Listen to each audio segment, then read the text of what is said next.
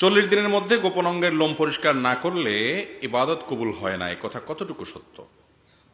এটা আমাদের সমাজে বহুল প্রচলিত একটি বিষয় যে যদি কেউ নাভির নিচের পশম, বগলের নিচের পশম, এই সমস্ত পশম যদি কেউ 40 দিনের বেশি পরিষ্কার না করে তাহলে ওই ব্যক্তির কোনো নামাজ কবুল হবে না, ইবাদত কবুল হবে না। আসলে কি তাই? এ ব্যাপারে একটি হাদিস সহিহ মুসলিমে বর্ণিত আছে। আনাস রাদিয়াল্লাহু তাআলা বর্ণনা করেছেন নবী করিম সাল্লাল্লাহু আলাইহি সাল্লাম থেকে।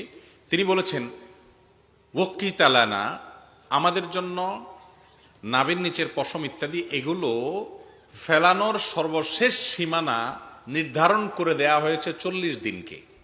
তার মানে উচিত তো হলো আগে আগে করা, সপ্তাহে 15 দিনে একবার আপনার হাতের নখ কাটবেন, গোপ ছোট করবেন, নাভির নিচের বগলের নিচের লোম পশম করবেন, অবাঞ্ছিত লোমগুলো চেষে ফেলবেন, এই কাজগুলো আপনি করবেন। এগুলো মিন সুনানিল ফিতরাহ, অর্থাৎ সকল যুগে নবী রাসূলদের মধ্যে এই সুন্নাতটা আল্লাহর পক্ষ থেকে অবধারিত ছিল।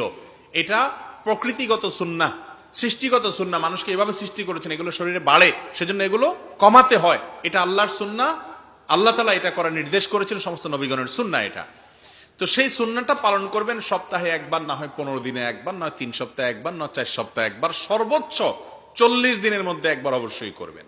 40 দিন যদি পার হয়ে যায় তারপরেও না করেন, অর্থাৎ এই পশমগুলো বড় হয়ে গেছে, 40 দিন পর্যন্ত চাষেন নাই, তাহলে সেক্ষেত্রে নখ বড় হয়ে গেছে, 40 দিনে বেশি হয়েছে, তাও আপনি কাটেন নাই, এরকম যদি হয় তাহলে সেক্ষেত্রে আপনি গুনাহগার হলেন। কারণ হাদিসে নবী করিম সাল্লাল্লাহু আলাইহি সাল্লাম 40 দিনের মধ্যে এটাকে কাটার নির্দেশ করেছেন, 40 দিনকে চূড়ান্ত সীমা নির্ধারণ করেছেন। অনেক উলামা ইকরাম বলেছেন এটা কাটাটা ফরজ ওয়াজিব না, তবে উত্তম, 40 দিনের পরে গেলে সেটা উত্তমের খেলাফ হবে। কিন্তু কোন হাদিসে এই কথা বলা নাই যে 40 দিনের পরে যদি কাটা না হয় তাহলে নামাজ হবে না বা নামাজ কবুল হবে না, এমন কোনো কথা হাদিসে নাই।